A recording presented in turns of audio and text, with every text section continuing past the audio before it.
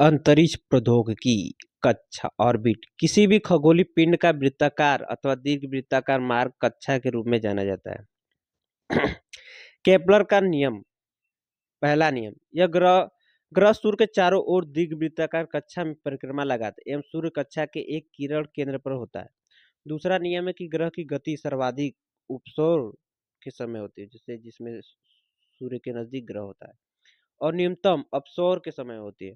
जो ग्रह सूर्य से जितना दूर होगा उसकी कक्षीय चाल उतनी अधिक होगी, या बोल सकते उसे एक चक्र पूरा करने में अधिक समय लगेगा।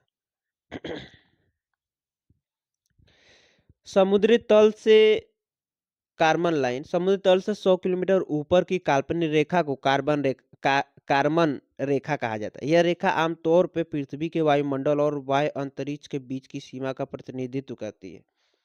कर्मन रेखा किसी भी देश की वायु सीमा के राजनीतिक सीमा का निर्धारण करती है। इस रेखा के ऊपर अंतरिक्ष में किसी राष्ट्र का एकाधिकार नहीं है। कक्षाओं का वर्गीकरण।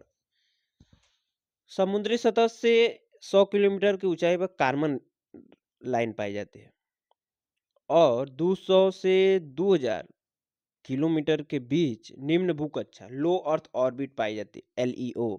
उसके बाद 2000 से 36,000 किलोमीटर की ऊंचाई पर मध्य भूकक्षा पाई जाती है, मीडियम अर्थ ऑर्बिट। उसके बाद 36,000 से ज्यादा पे उच्च भूकक्षा पाया जाता है। निम्न भूकक्षा 200 से 2000 के बीच उपग्रह का प्रक्षेपण किया जाता है। इस उपग्रह का कक्षीय वेग अधिक होता है पृथ्वी के गुरुत्वाकर्षण के कारण। उदाहरण है कि सूर्य तुल्यकालिक कक्षा, सन सिंक्रोनस ऑर्बिट, अध्रुवी कक्षा, पोलर ऑर्बिट। अनुप्रयोग। अंतरिक्षीय वेधशालाएं यहीं पाई जाती है, जैसे ISS international space station, Hubble space telescope. Satellite द्वारा छायाचित्र इसी कक्षा से ली जाती है। निगरानी एवं खुफिया जानकारी एकत्रित करने के लिए उपयुक्त होता है। सीमाएं। उपग्रह पर वायुमंडलीय खिंचाव बहुत अधिक होता है हवा के कारण। परिणाम स्वरूप इसके रखरखाव में ऊर्जा की खपत बहुत ज्यादा होती है, जिससे उपग्रह की आयु काफी कम होती है। कक्षीय क्षय ऑर्बिटल डीके सामान्य होता है, परिणाम स्वरूप बैटरी की आयु से कम होती है। यह संचार के लिए उपयुक्त नहीं है। मध्यम भूकक्षा 2000 से 36,000 किलोमीटर के मध्य संचार के लिए उपयुक्त। उदाहरण के भूतुल्यकालिक, भूस्थैतिक कक्षा, geosynchronous orbit, geostationary orbit.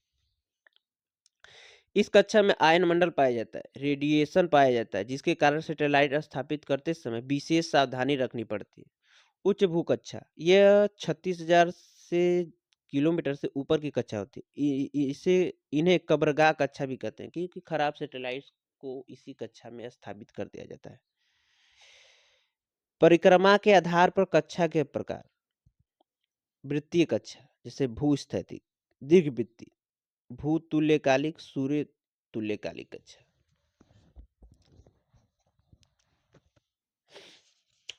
भूतुल्यकालिक, सूर्य तुल्यकालिक कक्षा।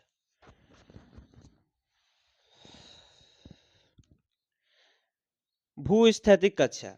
भूस्थैतिक कक्षा भूतुल्यकालिक कक्षा का एक प्रकार है जो भूमध्य कक्षा का अनुसरण करता है।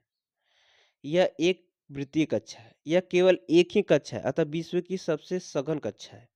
भूतुल्यकालिक कक्षा ऐसी कक्षा जिसमें उपग्रह का कक्षीय काल 24 घंटे होता है। परिणाम स्वरूप उपग्रह की स्थिति किसी एक क्षेत्र में स्थिर हो जाती है। पृथ्वी की सतह से इस कक्षा की ऊंचाई 35,780 किलोमीटर या 36,000 होती है।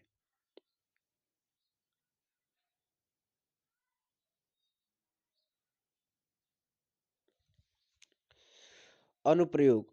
ऐसे उपग्रह संचार एवं जलवायु परिवर्तन को समझने हेतु उपयुक्त होते हैं। चुनौतियां।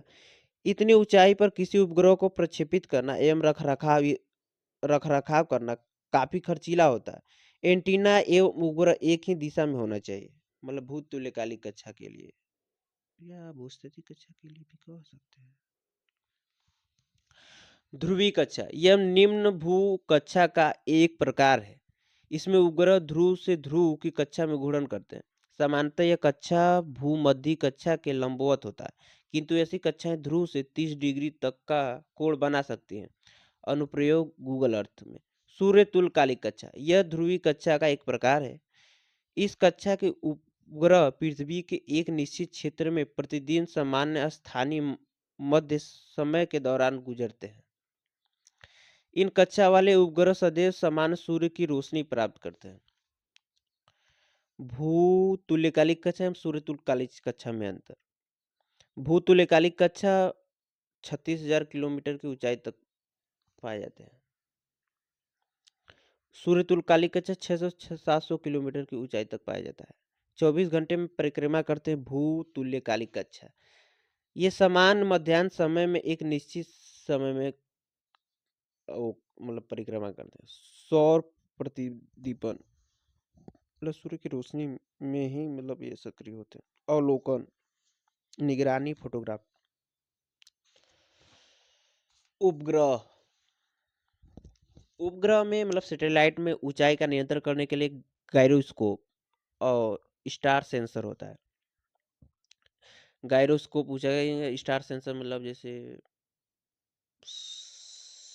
सूर्य की रोशनी को सोलर पैनल पर ऊर्जा ग्रिड के रूप में सौर पैनल, न्यूक्लियर पावर और बैटरी का इस्तेमाल किया जाता है। एंटीना होता है, कंप्यूटर होता है, ईंधन की टंकी होती है, ट्रांसपोंडर होता है। गायरोस्कोप गायरोस्कोप में मतलब ऊंचाई का नियंत्रण एवं उपग्रह के कोण का निर्धारण जिसके जिस पर वे किसी पिंड की प्रक्रिया करते हैं। स्टार सेंसर सूर्य की दिशा का अनुमान लगाने हेतु ताकि सौर पैनल को सूर्य की दिशा में रखा जा सके। ट्रांसपोंडर इस संदेश को किसी निश्चित आवृत्ति में ग्रहण करता है, शोर को हटाता है एवं उसे अन्य आवृत्ति में परिवर्तित कर संचारित करता है। विद्युत चुम्बकीय वर्णक्रम जो पढ़ चुके हैं। सैटेलाइट स्पेक्ट्रम जैसे LSC-X के यू के ए। मोबाइल जीपीएस आरएनएस एलएस इस्तेमाल करते हैं। बिजनेस के लिए सी इस्तेमाल किया जाता है, डिफेंस के लिए एक्स और टीवी डीटीएच के लिए के ए। मतलब एल से इधर जाने पर के यू की तरफ या के ए की तरफ जाने पर आवृत्ति बढ़ती है और बारिश का प्रभाव इस पर ज़्यादा पड़ता है। मतलब आवृत्ति ज़्यादा होने पर एंटीना का आकार छोटा होता जाता है। लाइन ऑफ साइट एक ही दिशा में होता है। संचार उपग्रह दो प्रकार के होते हैं। स्थैतिक स्थिर रहकर नौ परिवहन अस्थिर यूज होने वाला बॉन्ड है के यू एंटीना उपग्रह की दिशा में होता है और एलएस बैंड का इस्तेमाल एंटीना उपग्रह की दिशा में होना आवश्यक नहीं होता है। एंटीना के प्रकार बड़ा एंटीना सी बॉन्ड यूज होता है। महंगा स्पेक्ट्रम बारिश से प्रभावित नहीं होते हैं, व्यापार के लिए उपयुक्त होते हैं। छोटा एंटीना के बॉन्ड होता है। सस्ते स्पेक्ट्रम बारिश से प्रभावित हो सकते हैं, घरेलू उपयोग में और तकनीक ज़्यादा लगती है इसमें। एलएस बॉन्ड इनका मोबाइल एवं नौ परिवहन में उपयोग होता है। ये बारिश से प्रभावित नहीं होते किंतु मानव निर्मित अथवा प्राकृतिक अवरोधों से प्रभावित होते हैं। सैटेलाइट के प्रकार संचार उपग्रह जैसे भूतुल्यकालिक, भूस्थैतिक, इनसेट, जीसैट ये संचार उपग्रह हैं। मोबाइल दूर संचार, मौसम पूर्वानुमान के लिए इनका उपयोग होता है। अनुप्रयोग टीवी, रेडियो, डेटा प्रसारण, मौसम पूर्वानुमान, आपदा की चेतावनी में संचार उपग्रह का इस्तेमाल किया जाता है। संचार मतलब मैसेज पहुंचाना जैसे टीवी रेडियो, डेटा प्रसारण, मौसम पूर्वानुमान, आपदा की चेतावनी। सुदूर संवेदी उपग्रह रिमोट सेंसिंग सैटेलाइट जैसे रिसैट, कार्टोसैट, ओशियोनोसैट, रिसोरसेट, कल्पना। मतलब सुदूर संवेदी उपग्रह का मतलब दूर क्षेत्रों का भी जानकारी प्राप्त करना, मतलब दूर रहकर किसी क्षेत्र के बारे में जानकारी प्राप्त करना ही सुदूर संवेदी उपग्रह कहलाता है। ये अक्रिय सुदूर संवेदी हो सकता है जिसमें सनलाइट और ये मतलब उपग्रह के बीच में होता है। असक्रिय होता है कि मतलब कि डायरेक्ट सैटेलाइट ही माइक्रोवेव को भेजेगा और ग्रहण करेगा। अनुप्रयोग अनुप्रयोग सुदूर संवेदी उपग्रह का अनुप्रयोग कृषि एवं मृदा में फसल के उत्पाद का पूर्वानुमान, अम्लीय मृदा का मानचित्रण, फसल का रोगों से बचाव, कीटों के आक्रमण पर निगरानी। नवीकरणीय ऊर्जा ऊर्जा का क्षेत्र नवीकरणीय ऊर्जा या मतलब ऊर्जा क्षेत्र का मानचित्रण करने में, भू विज्ञान में भू आकृति विज्ञान के रूप में उपयोग किया जाता है। खनिज अन्वेषण एवं भू आकृति अध्ययन में, भूमि संसाधन बंजर भूमि का मानचित्रीकरण, मरुस्थलीकरण स्थिति का मानचित्रीकरण। महासागरीय विज्ञान संभावित मछली पकड़ने के क्षेत्र में, जल संसाधन भू जल एवं सतही जल का मानचित्रण जासूसी करने में उपयोग किया जाता है। नौ परिवहन उपग्रह जैसे जीपीएस नाविक इत्यादि। प्रयोगात्मक उपग्रह रोहिणी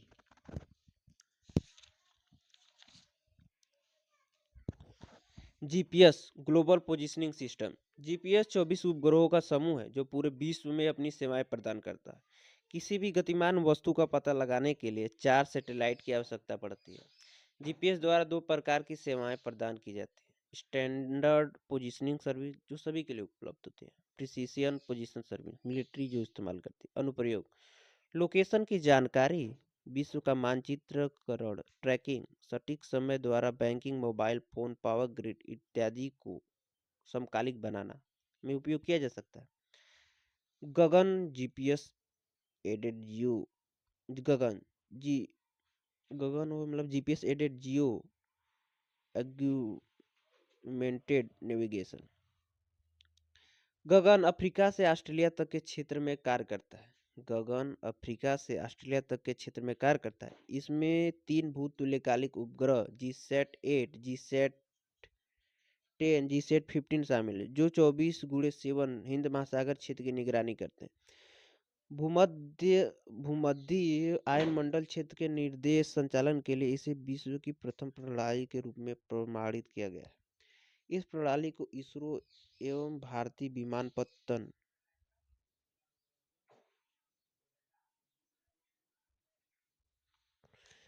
प्राधिकरण द्वारा संयुक्त रूप से विकसित किया गया है। गगन को यद्यपि विमानन के लिए विकसित किया गया है, लेकिन यह अन्य क्षेत्रों जैसे परिवहन, समुद्री क्षेत्र, राजमार्ग, निगरानी इत्यादि को भी लाभ प्रदान करेगा। भारत सरकार द्वारा गगन महासागरीय गतिविधियों में संलग्न गहन भारत सरकार द्वारा गहन महासागरीय गतिविधियों में संलग्न मछुआरों हेतु परामर्श सेवा प्रदान करने के लिए जेमिनी का शुभारंभ किया गया है। IRNSS the Indian regional navigation satellite system को नाविक में तब्दील कर दिया गया है। नाविक मतलब navigation with Indian constellation. GPS एवं ग्लोनास वैश्विक प्रणाली है जबकि नाविक क्षेत्रीय प्रणाली है। 7 उपग्रहों के माध्यम से हम भारत के साथ तटरेखा के 1500 स्क्वायर किलोमीटर दूर तक की निगरानी कर सकेंगे। यह भी 2 प्रकार की सेवाएं प्रदान करता है, मानक सेवाएं, प्रतिबंधित सेवाएं।